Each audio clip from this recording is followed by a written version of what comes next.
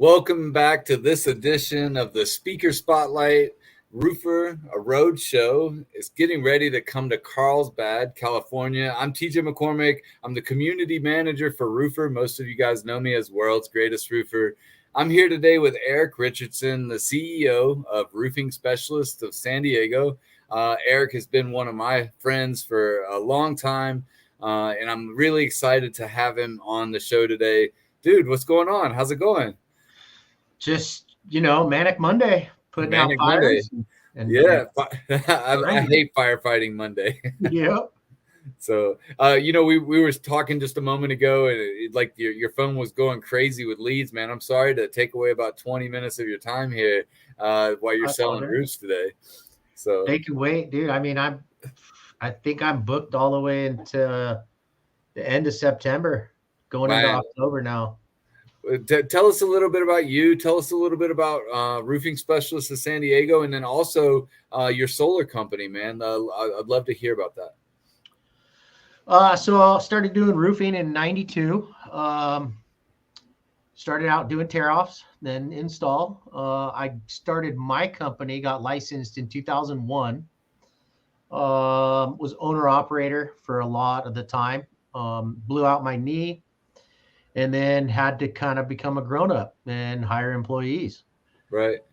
I really miss those times being an owner-operator, man. It was like, from every step of the job to marketing it, selling it, installing it, cleaning it up, collecting it, and on to the next one. Probably some of the most profitable times were when I was doing that. Didn't have to have workers' comp insurance on yourself because you couldn't sue yourself. Right. But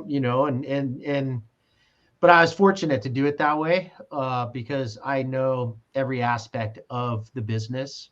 I can get in and help in any division that's needed because of that. But that's going on 2001. So what are we in 2023? So 22 years. 22 years. My company's been around. That's great, man. We always talk about most roofing companies in our industry last less than 2 seasons, especially these past several years because of COVID and other things. To be around as long as you've been around is an accomplishment for sure. Well, we don't really have seasons. Like we have, it's almost summer. It's summer. It was just summer, and it's almost summer again. Yeah, there's no 4 seasons. It's all one season, right? It's just a little bit warmer each part of the year. Yeah. So, man, what's something that you like to do besides roofing? I know this answer, but tell people at home what living in California is like and what you love to do. Anything active, whether it's surfing, snowboarding, going for a bike ride down the boardwalk, on the beach, hiking, camping. But most all of that is with my family. It's spending time with the kids and the wife. Man, that's great. You know what? I'm looking forward to coming to San Diego just to spend some time on the beach. It feels like I go to Florida all the time, but roofing conferences or events never come to California. No. And I'm here to say that I'm happy that we're actually doing one there. I think that I saw John Dye, an American Contractor Show, might be doing one up in San Fran in a couple months. But it's exciting to actually get over to the West Coast with San Diego and Seattle. So tell me a little bit about your solar company, man. What kind of work are you guys doing in that other country of California? So in sunny San Diego, that's never really cloudy. It's like I get 74 degrees, bluebird out, so it's prime for solar. And it's also probably one of the most expensive electrical utility in the United States. I think we average like 40 some odd cents a kilowatt hour. And that's going up. They're saying it's supposed to increase in the next, 3 years at 30% more.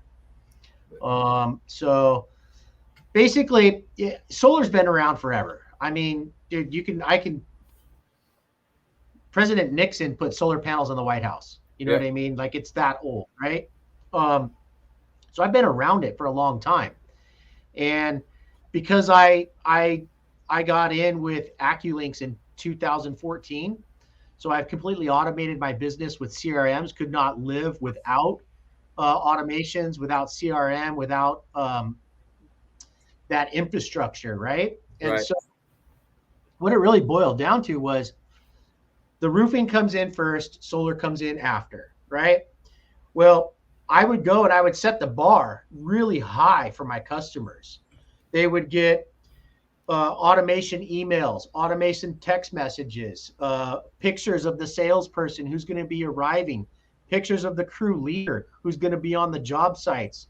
I have rules where all my employees, each employee has to take 25 photos a day and upload that into AccuLink. So when I get 10 guys on a roof, that customer is getting 250 photos that day from start to finish. I usually do 3 drops, one in the morning around 9 o'clock, 10 o'clock, just after lunch, and then at the end of the day. And so, I always have to think through the lens of the customer, right? Yeah. If I was a customer and I was getting a bathroom remodel, well, I can go and look over the dude's shoulder and see how he's grouting the tile, right?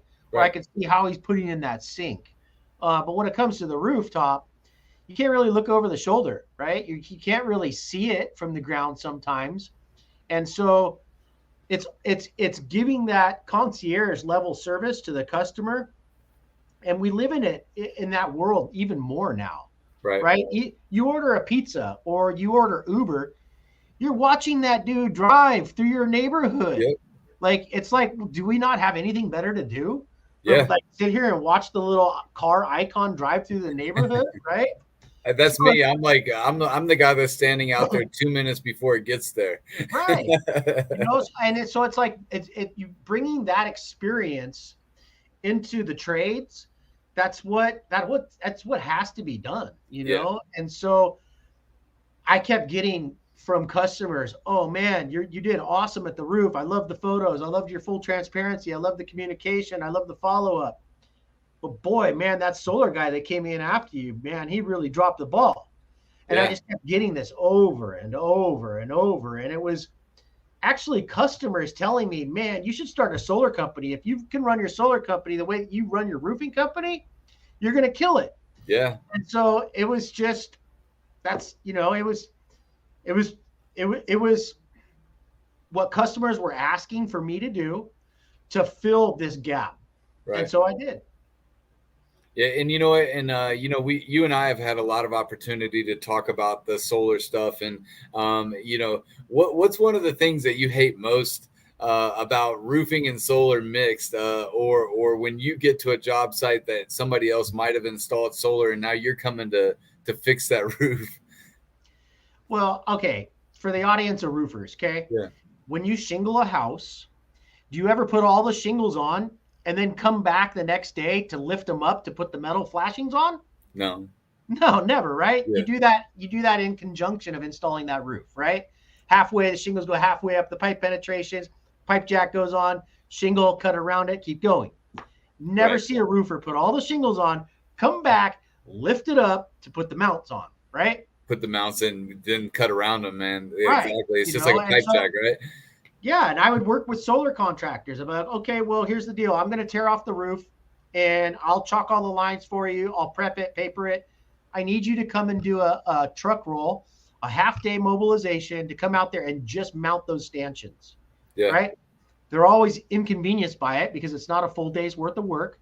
They come out there, they're just lagging in the stanchion poles for like 2 hours, 3 hours, and then they got to leave, right? Right. So they would always say, oh, we'd rather just come after you're done with the roof. And I'm like, no, dude, you're not going to peel apart my shingles. Right. You can't take apart my roof and disassemble it to put it on, And so it's far more important to get a roofer that knows solar than a solar person who says he knows roofing. Right. Because they really don't. And it's not a lot of their fault. Right? I go to the solar yard to buy materials. Yeah. So just like ABC, Beacon, SRS, there's supply yards that sell solar products. Right. But when I go in there, they're not supplying the correct stuff that a roofer needs to waterproof. Their sealants are M1s or ChemLinks that are not ASTM approved. They void the shingle manufacturer. the flashings are the wrong size. They're not the correct gauge, where all roofing has to be 26 gauge metal. It's like just these little things. And it's not, I mean, it is their fault for not doing research, but yet they're only seeing what's at the store. You know what I mean? So customers aren't getting a quality product because of it. Right. And it's not just happening in California. I understand it's happening everywhere. And a lot, you and I were at SolarCon together, and one of the things that I heard that was like really upsetting to me was that there were some solar guys, not all, like, please don't, if you're a solar person, please don't take this the wrong way. But I actually heard solar people saying F roofers. And I was like, what is this about? Like, we could work so much better together than we do apart. And if you're ruining a person's roof or their house by putting in solar before making sure that roof is shored in properly, then you're doing a disservice to your customer. And I just want the solar people to know, since 2019, I've been trying to work with you. Yeah. They have this country club model to them. Right. You know what I mean? They think they're better, right, because they're electrical. Sure. And man, if I had a roofer and electrician in the room, I put my money on electrician every time. Right. If they had to go toe to toe, it's much harder work. It's much more laborious. It's more, there's more to know. You know what I mean? Like, you put those same black panels, the same rails, the same mounts, whether it's a tile roof, a shingle roof, a flat roof, a ground mount, they're all the same. It's easy. Right. Roofing's way harder than solar. Yeah, it is. But also, it's very, the solar makes a ton of money, just like the roofing does. And if somebody can sell, they're doing well on that solar. Yeah, I would say. But then again, I run a different. I'm not this whole red line model. We're all in-house, right? All hourly employees on both divisions. Right. They're pretty neck and neck. I would say roofing probably has a little bit better profit in it. Sure. Like, so tell me a little bit about, like, we were talking about right at the beginning of the show about how many leads you were getting in. Tell us a little bit about the marketing that you're doing. I know you're doing things a little bit differently than, well, not a little. You're doing a lot more of some other things. Tell us how your marketing is working for you and what you're doing. Well, I really don't even market. Right. Like, I built a website that had really, really good keyword strategy. Sure. I mean, you can see it in the name. You know what I mean? Like, when I keyworded what are the top 3 things that are searched, it was the word roofing and it was the word San Diego. So my business name had to have those in it. Sure. Just for that alone. Right. But back in 2014, when I launched my website, I just went all in on it. Made sure to do it correct. And I don't think I've really shaken very much money at it since then. So are you the one that's updating and every day doing blogs, or doing the blogs, or do you have somebody that does that? No. So if you do SEO and build your site correctly, you don't need blogs to rank. Right. I think my last blog was in 2015, maybe. Wow. That I wrote. Back when it was still like slow speed internet. Yeah. And I probably average, I don't know, maybe 4,000 to 5,000 leads a year. Wow. From it, with zero ad spend. So if you went and you calculated at, let's just say average, let's go on the low end at 3,000 a year, going all the way back to 2014, and then factor my per cost acquisition per job, we're talking a fraction of a penny. You know. Sure. What I mean? Because of that. Now, granted, I got in early, so I have age of domain that's really, really helping. Right. But with me being booked until October, I couldn't want to spend a penny on advertising in fear that they don't want to wait that long. Right. And my next question was going to be, do you see sales continuing to, or are they good for you in this economy, or are they shit? But it sounds like you're doing really well. My guys haven't had a day off in over a decade. I That's mean, amazing. we've been booked out months consistently for years. Right. Like Uh, I don't know.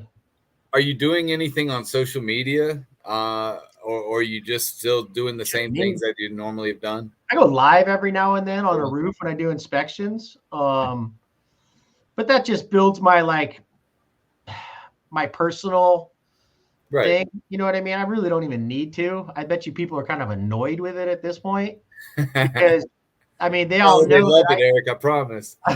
no, but like imagine my friends list of like 4,000 people on Facebook that are just San Diegans, right? That are Right. doctors, lawyers, dentists, bartenders, whatever. If I went to high school with them, they already knew I do roofing. Like I don't need to broadcast it. You know what I mean? Yeah. So yeah, they're the ones that are probably annoyed. How are you guys educating your team and staying up to date in the current trends with roofing and solar? So I've been on the board of directors for the Roofing Association. Um, we have very limited contractor involvement, right? So it's just kind of we just regurgitate each other. Yeah. Our last meeting, we didn't even have a quorum, so we couldn't even have a meeting, right? Because we don't have enough contractors. I would say 400, 450 roofing contractors in San Diego with a population of a few million. So it's not a real saturated market, but Right. it's different here than it is everywhere else. Yeah. So for somebody to get a start a roofing company, you have to actually take a test to get a contractor's license. In order to even get an application for that contractor's license, you have to prove 4 years journeyman level experience, right? Right. So what you'll find in California is a lot of the people are not as business minded, more climbed the ladder, wore bags, did installs, and then decided to start their own company, right? So a Yeah. lot of them are stuck in the trenches because of that mindset that they have to be involved on every aspect rather than delegating and hiring out. But because I'm this year, I think my current term is vice president. For next year, I have to cycle back into president of the Roofing Association, right? Yeah. With that, we're constantly holding meetings. Every month, we have educational meetings at the Roofing Association. Our last meeting was OSHA safety, ladder, heat, illness, the new up and coming changes on government jobs leading edge fall protection, right? So then the one before that was the highway patrol guy telling us about how to stay compliant with our big trucks and trailers. One before that was, I think it was the Lamanco guy teaching about attic ventilation.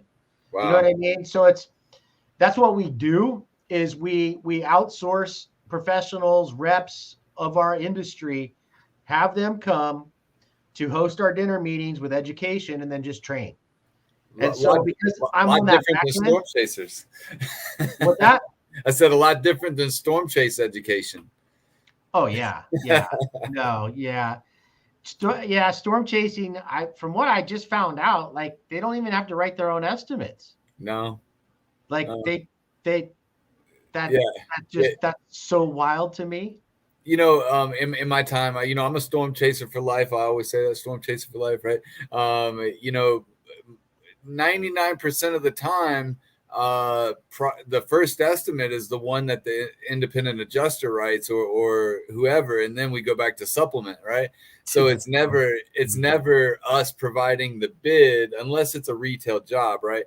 But most of the time in storm markets, there's no retail bid. It's just like, oh, we're So going to do you it don't for need to know anything about roofing. no.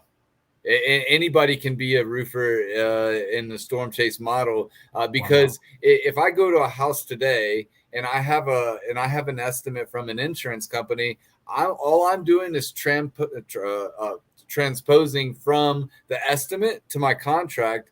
And in the matter of minutes, I'm asking for those 9 line items that the insurance company just wrote, and I'm just transferring it to my contract so that I can just match what the cost is going to be from what the insurance company is willing to pay to that homeowner that's going to sign for deductible only. So it's Well, really very simple. No wonder the lifespan of a roofer is only 2 years and they're always going out of business. Right. Jesus Christ. Yeah, I mean, they sell 20 roofs their first year. Maybe they sell 25 their second year. They made a whole lot of money, and now they're on to something else, or else they just put themselves out of business by not paying their bills or doing the right thing with their money, and yeah, here we are, and then a year from now when they either come back to life or get out of jail or whatever happens, Yeah. now they're selling roofs again, and here we are. But I love roofing for all of its, for everything that it brings, either the retail or the store model.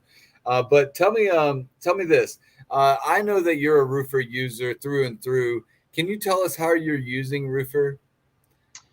So how I use Roofer is I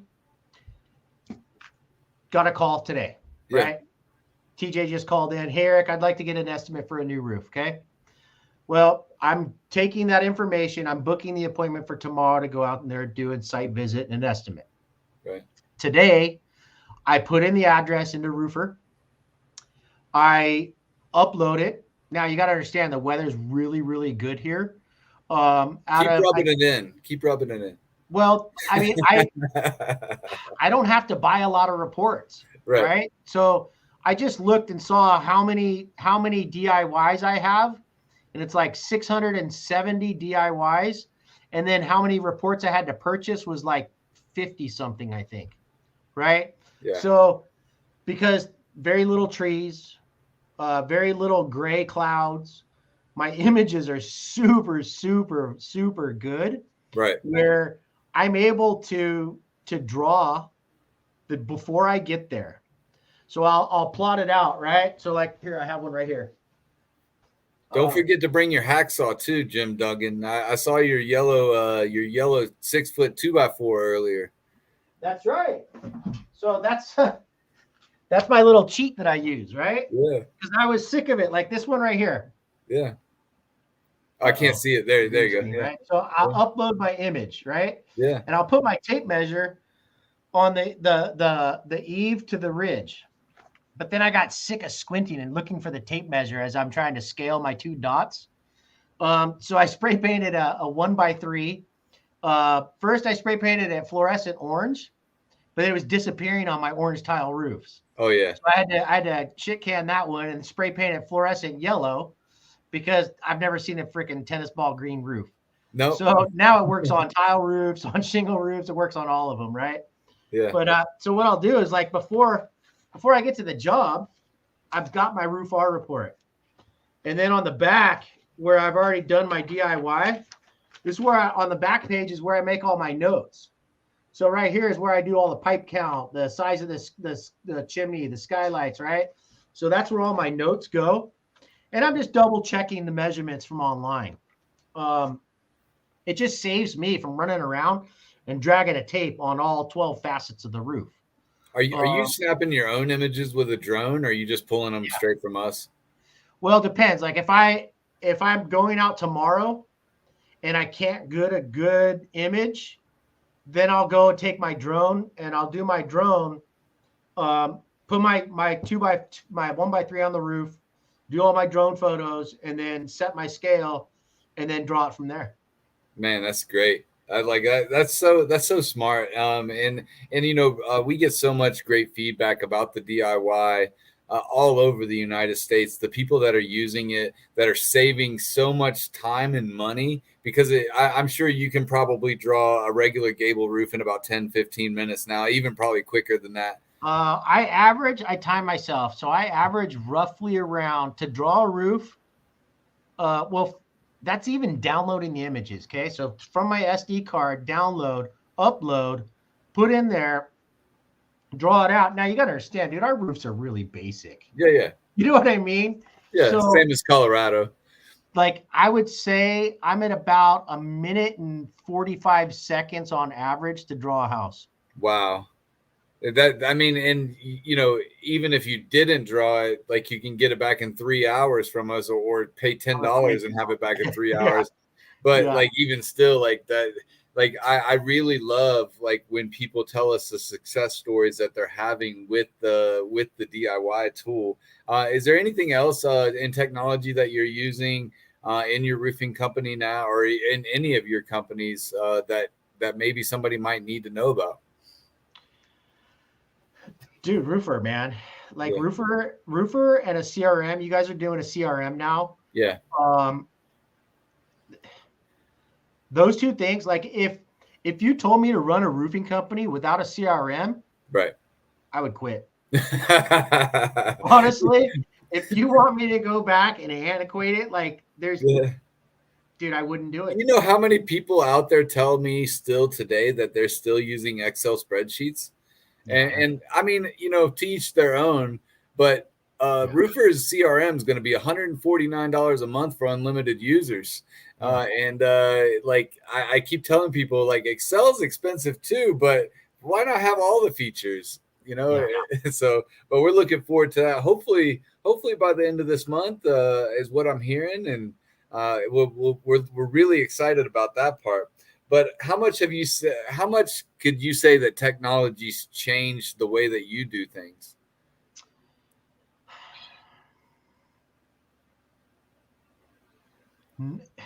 I wish it was more, but mostly just that CRM. You know what I mean? I still have to go and count the pipes. Like you gotta understand, dude, I'm retail. Like Yeah, I'm not living in this communism world where I started my own company to be free and that somebody else dictate what I do on the scope of work, right? sure. That's bizarro to me. Right, So I still go out. I have to check the access for the dump trailers and the driveways. I have to get photos of that driveway to see if there's any pre-existing cracks that they're going to try to blame me for. right. I got to go and count the pipes. I got to look at the undershots. I got to see if it's the wrong skylight. Like if they put a deck mounted skylight that needs to be a curb mount on a shingle roof, right? So I'm still visiting and still manually doing a lot of that stuff because people like the show. You Yep, know what I mean? Like I could be a Max Headroom and do this all virtually. I could stamp these out every 2 minutes yep, and just email bids out. But then I'm not giving them that show. I'm not giving them that personal yep, touch that really confirms with them. You understand, first impression, 7 seconds. yep. Somebody is going to make up their decision in that first 7 seconds. I used And to tell so, people I like I'm the best 7 seconds in the world, yep, and that's from the video side, right? Because you only yep, have like 4.5 seconds to capture that attention, or else they're going with somebody else. yeah, they're going to keep scrolling. Yep. So, And but no, so that's what it is, and it's you got to understand we're in a technology world, right? yeah, So the customer's sitting at their keyboard, they're searching, they're even uploading pictures of their own home into these software and then dropping colors of shingles on their houses to see what sure. looks good, right? Yeah, Like I really don't want it on my website because it's going to slow down my algorithm, but they can play with it all they want, yeah, right? So I I promise you that they've already decided that they want a forest brown shingle on their roof, right? yep. And now they're going through and they're interviewing us without us knowing it, right? They're Yeah, looking at our reviews, they're looking at Yelp, they're looking at Google, they're asking their Facebook groups, next door. And so they're interviewing us, but we don't know that yet. right. And so you have this digital billboard that you're giving to them so they can interview you virtually, right? Yep, But then you got to come out there because everybody's going to offer that same forest brown shingle. They're going to put the same nails in it, the same size nails in it. They're going to work the same amount of days. Hell, outside of California, they all probably use the same crews anyway. So right. it's like there's really no difference, right? Yeah, So the difference is in that showmanship. It's in that conveying that it's the experience that they're buying, and it's not really the shingle that they're buying. yeah. It's the process. When I was selling, one of my favorite things to do was the process. Was because what I'd go fly the drone, right? Or I'd go to the house and I'd find out that they have small children, and I would say, "Hey, do you want to come out and fly the drone with me?" This is when that was kind of cool, and I think it still is kind of cool. But the second that you start spending time with the family as a friend, is when they're going to sign right away. And that's always what I said is I start out in the yard and I make my way to the kitchen table. And you always do that through the way that I would want them to treat my family. And I love that you're I've probably doing spent more money. I've spent more money on milk bones than I have on roof reports. for the You know what dog, I mean? right? Yes, it's for the dog. Yeah, man. Yeah. And sometimes I just leave them in my pocket. Right. That's awesome, man. Yeah, just so It's they smell like, it. dude, right? So it's like I'm not even trying to give them a milk bone. I'm just leaving it in my pocket Right. and waiting for Mrs. Smith to go, dang, my dog doesn't usually like people, but he really likes you. Right. You know what I mean? It's like done. Oh, man. Well, tell me what's next for your company. You planning on staying around another 20 years? Are you going to retire soon? Or are you going to just keep plugging away? I don't know. I really don't know. Yeah. I'm trying to gauge that decision based off of if I can tell my kids are college material or not.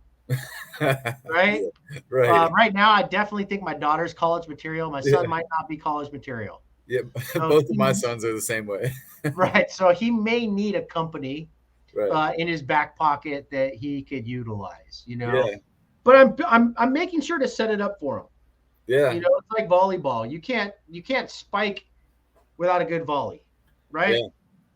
And so every roof that we do, we make sure to register the warranties, right? So I sat down with the Owens Corning rep and I was like, hey, dude, once you guys changed the 20-year, 30-year, 40-year, 50-year shingle by getting rid of all the thicker shingles, you kept the 25-year model and that's it. And you're calling it a limited lifetime with a 50-year extended warranty. Right. Okay, I know those shingles aren't lasting 50 years. Right. The Owens Corning employee knows that those shingles aren't lasting 50 years, right? So I sat down with him. I was like, listen, bro, I'm going to close all the loopholes. Where are you banking on this warranty? Sure. First answer was, well, the average person sells the home every 7 years. Okay. It's only transferable once. So they're banking on the fact that by the time it gets to year 30, it's not in standing anymore because it's transferred to hands, right? They're banking on 90% plus of the roofing contractors have no clue what they're doing and they don't install the roof correctly. Right. They're not ventilating it to the 1 in 150 ratio, right? They're basically, I sat down with them. I said, when you go out to an inspection for a warranty claim, what are you looking to get out of it? Right. So I made sure to close all those loopholes, right? So when I do a roof for you, I tell you, hey, take your warranty. Now, first of all, probably only 10% of us are registering the warranties first and foremost, right? So call your manufacturer, call Owens Corning, call GAF, and check on your contractors to see if they're even registering them. I just looked, I think I had like 200 something registered warranties, right? So that right there, that warranty with the green ribbons that go around it and everything, that is a very, very important document that you need to keep in your safe with your passports, your guns, all of your important documents, okay? Because I'm telling you right now, that roof's not going to last 30 years. Right. So 30 years from now, my son, if he takes over this company, he now, because of the CRM, I have data, right, that I can regurgitate, I can MailChimp, I can drip to. He's now going to circle back to all the roofs that I did and say, I'd like to come out and give you a free inspection. My father did all these warranties. You've got it covered. If I come out and find some granule loss, premature wear, cracking, we're going to submit a claim. Owens Corning is now going to pay for the material, the labor, and the tear off to give you a free roof. Man, that's great. Like, those are the types of stories I love to hear about, down the lineage of the roof, because most of the time I'm speaking from the, Colorado and Florida markets and Texas markets I've been to, like the homeowner doesn't even know that who put the roof on last year, let alone 5 years ago, or even, when the house was built. So to have that data is just like, the data is gold. So, and it's staying 5 Mile Famous, plug to Joseph Hughes on his 5 Mile Famous, right? Yeah. It's like, just because I installed your roof last year doesn't mean I need to forget about you, right? Yeah. So we MailChimp birthdays. We MailChimp yearly follow-ups. Hey, logo, branding. Hey, remember us, in the future. And it's not in an advertising ploy. It's Right. not in trying to drum up business. It's just setting that subliminal memory for them Yeah. for down the line. Well, that's so great, man. I'm gonna go through a couple quick comments here.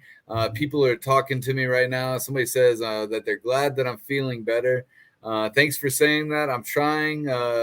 I'm trying to put on a smile on my face, but really, I got a long road ahead. But thanks for that. Signs Global. Do you use Signs, or Thais Signs, right? What is that? Signs Global is the back office support. Maybe you don't know who they are. They're a great company out of Fort Lauderdale. They help roofers with all of their back office from the time of sale to the close of the job. Okay. Then there's Chuck Allen. He said, Eric's one of my favorites. He's funny as hell and willing to help anybody. So Chuck's a great dude, man. I see him over there at RRCA now working with Lee Haight. He is? Yeah, he's over there working with Lee Haight now. So I think that I thought he was with 411 and Elizabeth. I think that he found a good home in Lee, and he's doing a good job over there. So I'm proud to see him still out there kicking ass. Yeah. Diego Dante's in the house. Yeah. I can't wait to see Diego here in a few weeks. And then Chuck Toki, Chuck. Oh yeah. Go-to professional. And then somebody was talking about the cold truth of warranties. Yep. And then let's see. I didn't realize those numbers about warranties. Very few register warranties. Yeah, in store market, I'll tell you an honest answer. In the hundreds of roofs that I've sold, I think I might have only filed one warranty, and that's in the store market. Because typically the roof's not going to last more than 5 years here because it's going to get held out. And that's not to say that the homeowner doesn't want that, but anytime I've had a problem, like I'm a CertainTeed guy, I always was a CertainTeed guy. And anytime I called my rep, they showed up on time, and they were there ready to change it if it needed to be changed. Well, CertainTeed, they're the ones that started it. So they actually invented the whole system. Yeah. And people think that it's all about selling accessories. Sure. That's part of it, right? Yeah. But very rarely do you put a Chevy engine in a Ford truck with Alfa Romeo sheets. Right. You know what I mean? It's all Ford parts, or it's all Chevy parts. That's the system. Right. You know what I mean? They work better together that way. I'm not gonna call it any manufacturers, but I've happened to be a part of some installs in the future, or not in the future, but in the past. And I've been seeing all of these new things that they're doing with roofs. If you're a manufacturer, stop adding stuff. You know what I mean? Like the little strips that we're putting around the edge of the eaves now. I don't know. I'm not talking about drip edge. I'm talking about those little ice and water shield that are like 6 inches. It's kind of weird. But tell me one piece of wisdom, and then we'll get out of here. I'm going to talk a little bit about Rise, and then we'll get out of here. I know you got stuff to do, and so do I. One piece of wisdom that I could share with people, treat every prospect like their family, right? And try to see how they see it through their eyes.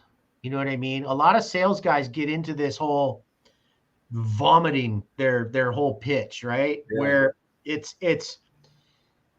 ask more questions than directing. And a lot of times they will give you the answers that you need.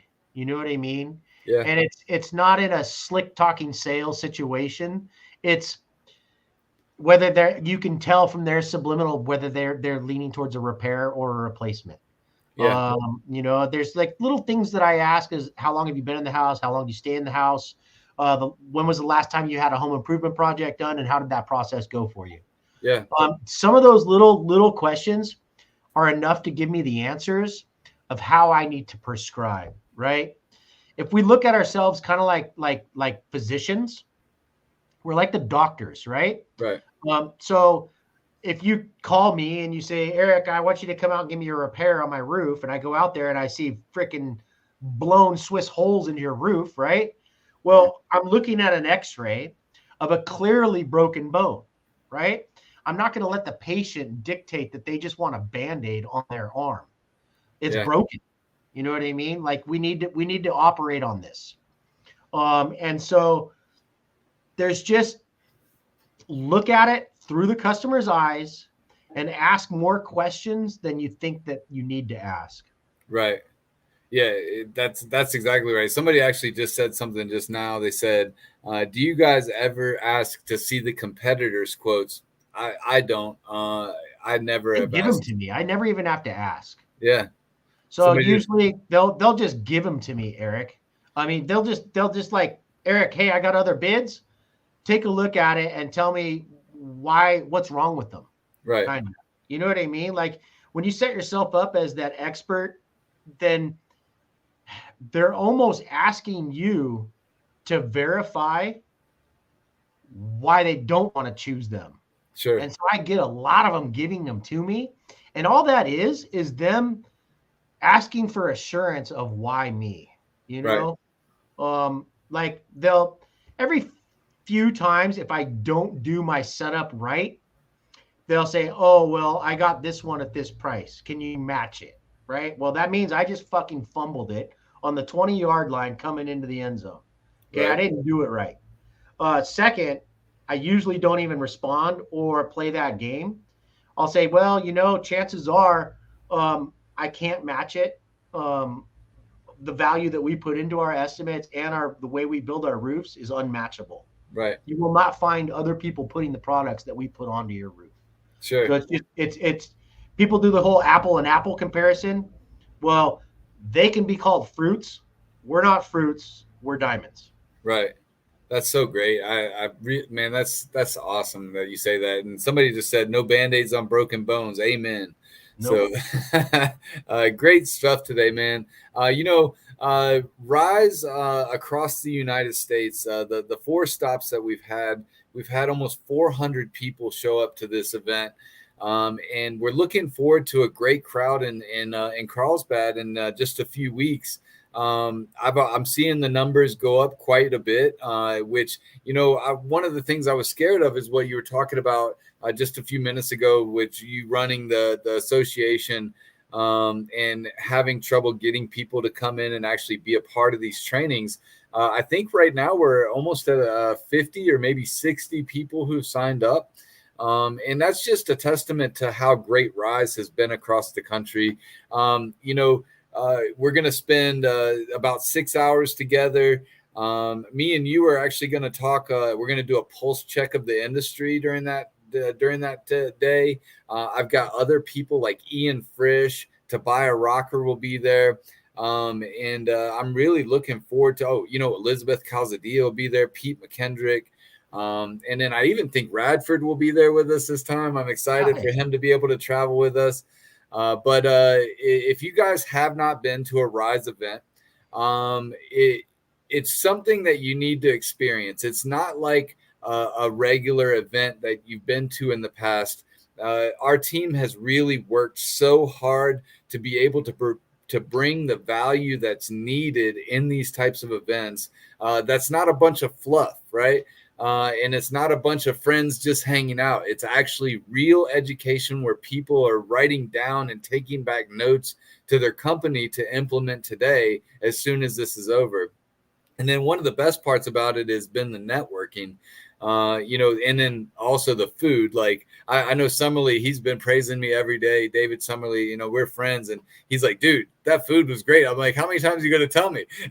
So, but real quick, thank you to ABC Supply, Good Leap Finance, Inc. Finance, Square Dash Finance, Business 411, Elizabeth Calzadilla's business, Company Cam, Lead Scout, Rilla just became a gold sponsor. Coastal Claims, which is one of my favorite public insurance adjusters. They're a nationwide public insurance adjuster, world's greatest roofer, and Signs Global. And if you need to get tickets, down in the bottom right-hand corner, you see roofer.com/rise. And we'll look forward to seeing you at that event. Eric, it's been so much fun talking to you, dude. I love hanging out with you anyways. And I'm looking forward to being in Carlsbad in a few weeks and grabbing some seafood on the beach there, hopefully in the Cove, man. Yeah, So, I think people kind of miss the mic. I wanna try to get you to network outside of California too. yeah, You know what I mean? Because a lot of times these shows come into these little parts of the towns, right? yeah, Well, that's a different market. And yeah, everybody in that little town has kind of the same mindset because yeah, it's the same market, right? Well, somebody from Boston, New York, Florida, Texas, Oklahoma, anywhere that's out that can come in and network and right, get a whole shift on their mindset on yeah, how people do it differently. And remember, it's the differences that really that you stand apart. And it's that networking, like what at SolarCon. The yeah. biggest takeaway for me at SolarCon was sitting down with a solar installer who's Yeah. been selling net metering 3 already in Hawaii. Wow. You know what I mean? And it Yeah, was none of the speeches, none of the breakouts, none of that stuff. It was how he implemented net metering 3, which I'm in right now, right? yeah. The actual boots on the ground, the pencils to paper, how it actually performs. That was my biggest takeaway out of the whole SolarCon event. You know, I got a lot out of SolarCon too. You know, it was a lot smaller than normal events, but what I got out of it was the same, like sitting in that VIP area with Jake Bennington, and then also sitting at the table with you and Jen Silver and all of the other people that were there, like and Ben Tiger, right? Like all of Yeah. us were just chilling and we were sharing information, and that's what makes these events as great as they are because a lot of times, like you say, maybe I might not catch an educational piece of it, but I'm meeting somebody that's helping me grow my business or be better in life. And that's what I love about it the most, man.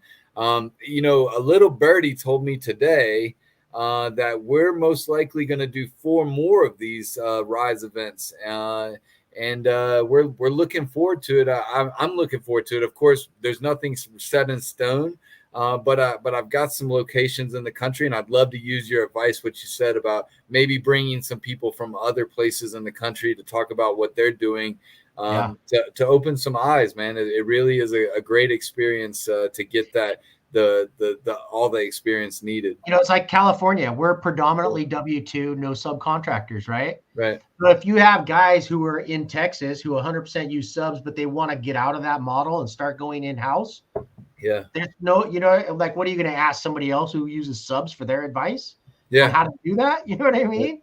So it's that whole coast to coast networking where as soon as you start launching some more dates, I want to travel Yeah.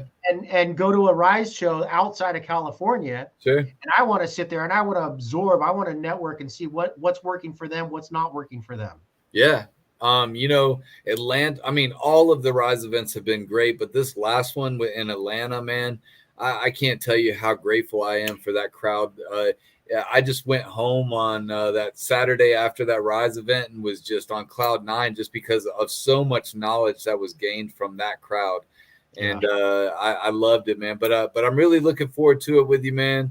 And I'm gonna do everything I can to make sure that I'm there with you guys. And I'll look forward to seeing you. But if you guys are wanting to come to our event, again, go to roofer.com/rise. There's a small fee, $25. The reason we did that, we wanted to make sure that we ordered enough food, and we want to make sure that you're going to be there so that if we're setting up chairs and tables, that we're not overworking.